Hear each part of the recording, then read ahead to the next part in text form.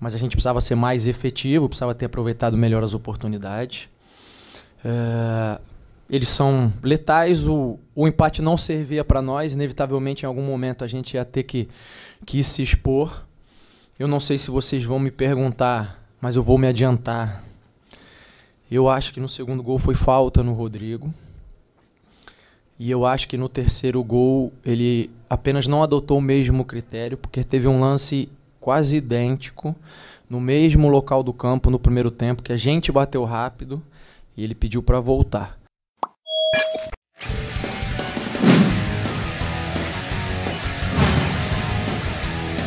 Louco, que golaço!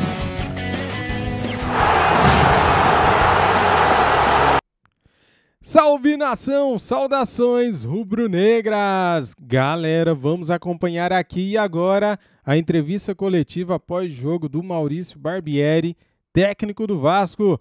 Vamos ver o que ele falou do jogo, da eliminação do seu time e também da vitória do Mengão. O que será que ele vai falar do Flamengo, hein?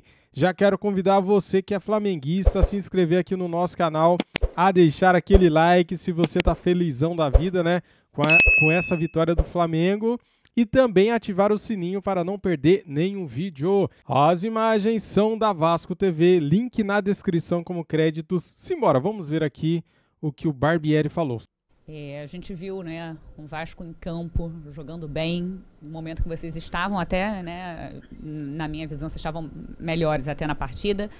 Acabou que veio ali o pênalti e aí o Flamengo acabou conseguindo essa classificação. Como é que fica, assim, para vocês essa eliminação, né? Mais uma nessa semana, tem agora tempo pela frente para trabalhar, mas ao mesmo tempo o torcedor lamentando que só tem o brasileiro pela frente. Obrigada.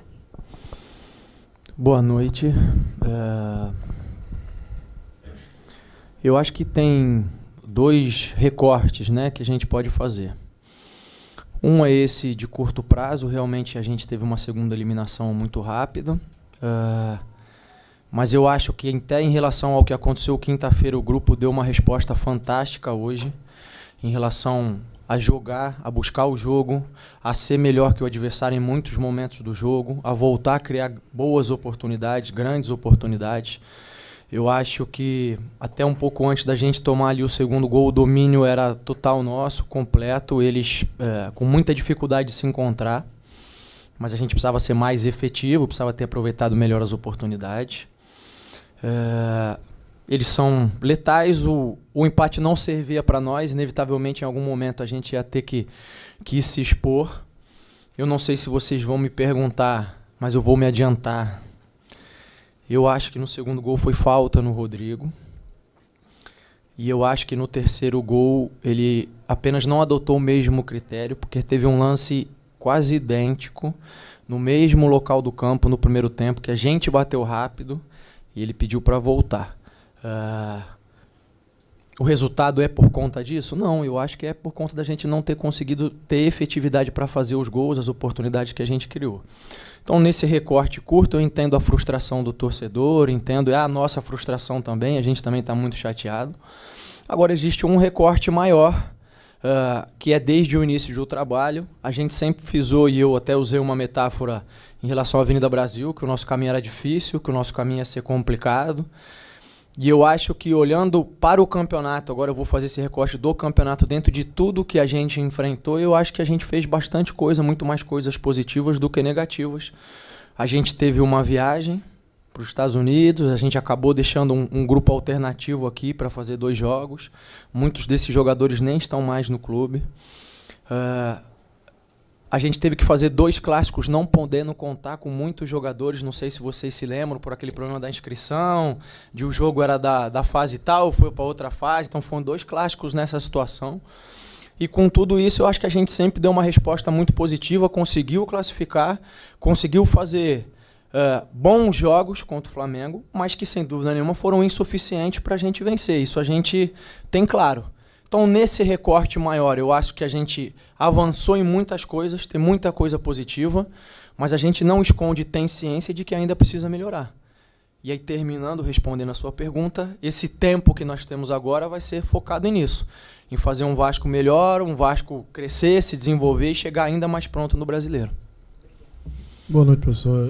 O Deco, do canal Mário Coelho Vasco e os Vascaínos.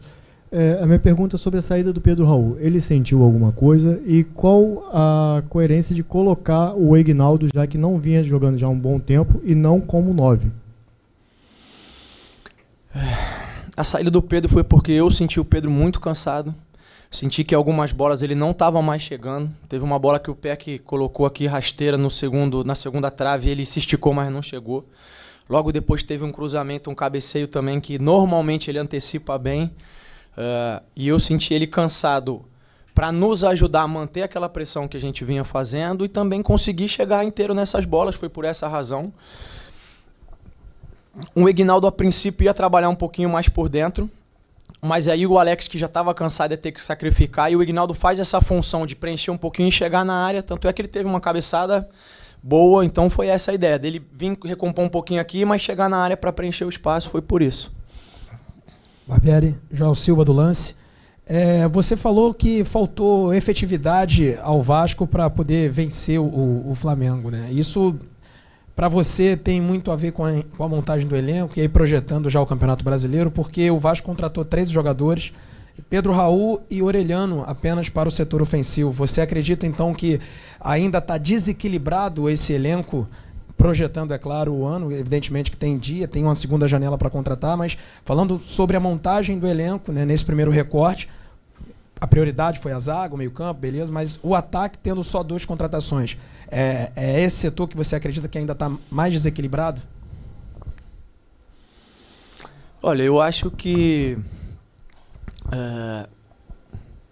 levar toda a falta de efetividade só por essa questão não seria justo, né? Teve a questão de que a gente jogou aí 5 decisões em 14 dias, como eu falei do Pedro Raul, todos também cansados, isso atrapalha, né? Você conseguir chegar inteiro, você conseguir chegar mais lúcido para definir os lances. Eu acho que essa sequência de jogos atrapalhou, porque não foi só o Pedro que teve oportunidades, outros jogadores tiveram oportunidade, o Puma teve uma oportunidade fantástica ainda no começo do jogo. Eu acho que isso, sem dúvida, também pesou, contribuiu, talvez a ansiedade por fazer o resultado. Eu acho que na montagem do elenco a gente tem conversado, a gente não escondeu que ainda não considera que esteja tudo fechado, tem uma série de circunstâncias, e a gente tem mais alguns dias aí para ver o que a gente vai fazer de movimento, tentar entender, a gente conversa diariamente, e a ideia é sempre que a gente entender que tem algum jogador que possa nos ajudar, seja nesse setor que você citou até em outro, e que a gente tem possibilidade de trazer, é trazer. Barbieri, boa noite, Emanuele Ribeiro do GE. Globo.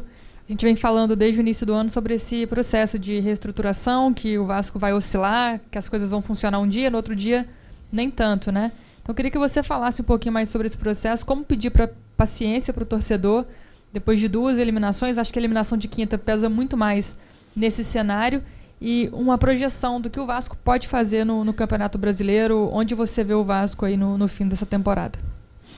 Bom, boa noite. Olha, resgatando um pouquinho daquilo que eu falei e sobre o ponto positivo aí, eu acho que no início da temporada eu afirmei isso, disse que o Vasco saía atrás de todos os seus rivais. E hoje, se a gente for lá a classificação, pelo menos terminamos em terceiro. Então, de quem saiu lá atrás, a gente já deu passos adiante. Eu entendo a frustração do torcedor e eu acho que isso tem a ver também com o fato de a gente ter feito bons jogos contra grandes adversários e ter criado uma expectativa de que a gente conseguiria ir além, de que a gente poderia ir longe, né? E quando o resultado não vem, sem dúvida, essa frustração aparece, o sentimento fica evidente. Eu acho que a gente está num caminho de crescimento, volto a dizer, eu acho que a gente evoluiu bastante do início do trabalho até agora, e aí eu falo em diferentes perspectivas. Na perspectiva da montagem, da formação do elenco, dos jogadores, na perspectiva da maneira de jogar, das variações e das opções. Hoje, novamente, mesmo sem mexer muitas peças, a gente atuou de uma outra maneira, com jogadores fazendo algumas funções um pouco diferentes. Isso sem tempo para treinar, encaixou bem, é sinal de que eles estão assimilando. Eu acho que esses bons jogos que a gente fez nos dão perspectivas de que hoje o Vasco é uma equipe competitiva. A gente sabe que o brasileiro exige mais do que ser apenas competitivo. Então a gente tem duas frentes para tocar. Uma é fortalecer o trabalho e o modelo, a maneira de jogar junto com os jogadores.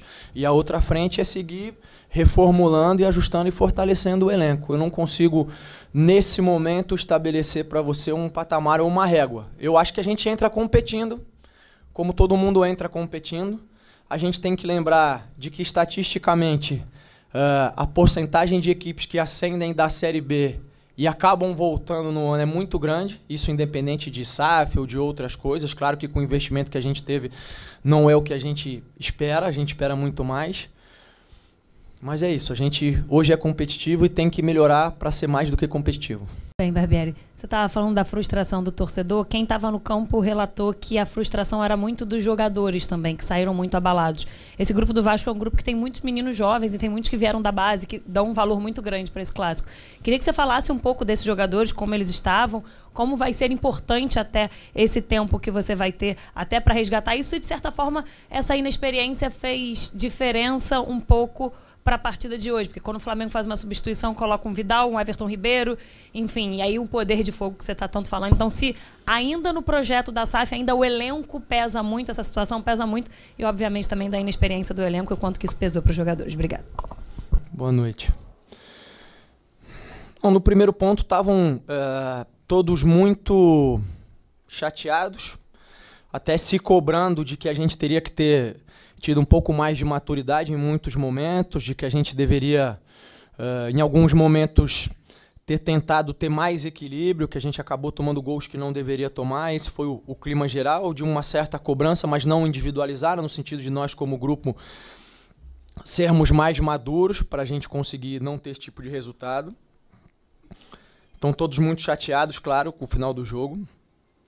Em relação ao elenco, às trocas, eu, claro, entendo e concordo que a entrada de jogadores desse nível, desse calibre, acabam fazendo a diferença no decorrer do jogo. Em relação aos meninos, faz parte do projeto, faz parte da SAF, do desenvolvimento deles. Tem o lado de que talvez, em alguns momentos, eles necessitem de mais maturidade, mas isso só vem com as experiências. Falei isso também na coletiva anterior, jogando esses jogos, crescendo. A gente não pode esquecer que o Andrei, por exemplo, já é um jogador que, mesmo muito jovem, tem muita experiência por ter jogado no Sul-Americano, e eu acho que, se houve alguma crítica a ele nos jogos anteriores, talvez ela tenha sido justa, mas hoje ele fez uma grande partida. Hoje ele chegou na frente, finalizou, entrou, foi um Andrei muito mais próximo do que a gente espera. E isso tem a ver também com todo aquele contexto que eu já citei, que eu vou pedir a liberdade de voltar. O Andrei chegou faz pouco tempo, o Marlon chegou faz pouco tempo, o Capasso chegou faz pouco tempo. Eles praticamente não treinaram comigo ou com o grupo, então a gente vem ajustando essas coisas, a gente ainda estava tendo essas chegadas, e eu acho que tudo isso contribui para que a gente não seja hoje a equipe que a gente espera ser em alguns meses, mas isso é parte natural do processo. Boa noite, Maurício. Lucas Pedrosa, da Cazé TV e também do SBT. Me corrija se eu estiver errado. Você citou que no meio-campo você fez a troca do Rodrigo, retornou com ele, mas fez alterações dentro desse meio-campo. E veja se a minha visão está certa, você pode comentar melhor. O Rodrigo ele jogou de primeiro, mas o Andrei também fazia essa função em vários momentos, principalmente na saída de bola. E o Jair flutuou tanto pela direita quanto pela esquerda, algo que até fez o Jair crescer de rendimento. Essa foi a ideia com a volta do Rodrigo. E para complementar, você acredita que você errou tirando o Rodrigo desse time justamente quando o Vasco foi desclassificado e também perdeu para o Flamengo? Um abraço, boa noite. Um abraço, boa noite.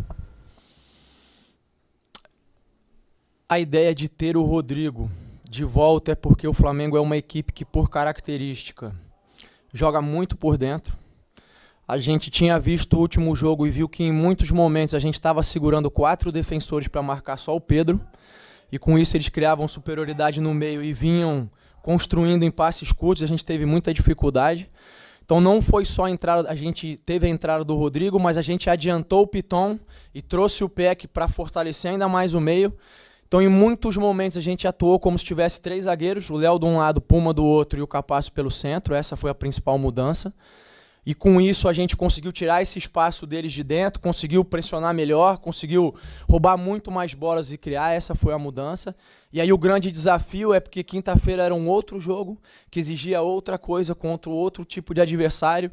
E a gente em 2 dias fazer tudo isso, ajustando no vídeo, andando no campo, só porque não podia desgastar até pela sequência de jogos, eu acho que foi um trabalho fantástico, que infelizmente talvez não vai ter o reconhecimento que deveria por conta do resultado, mas faz parte do futebol. Em relação a ter errado ou não, eu acho que é complicado eu avaliar depois do resultado se isso teria influenciado ou não. Pode ser que o Rodrigo tivesse jogado e o resultado não tivesse acontecido. E aí, para explicar melhor, eu volto a dizer, na quinta-feira era um outro tipo de jogo. Era um adversário que não ia duelar com a gente pela bola, era um adversário que a gente sabia que ia jogar mais recuado, mais retrancado. Então a ideia era ter jogadores mais criativos, ou na posição do primeiro volante, ou pelo lado, como é o Marlon, jogadores que pudessem combinar e se associar melhor. Mas a gente não conseguiu fazer isso, eu falei naquele momento lá. Então eu não carrego o peso de estar errado. Eu tenho certeza de que não funcionou, aquelas escolhas não funcionaram, e que eu preciso buscar novas soluções contra esse tipo de adversário, de cenário, por aí. Tá aí, galera, as análises e avaliações do técnico Maurício Barbieri, técnico do Vasco.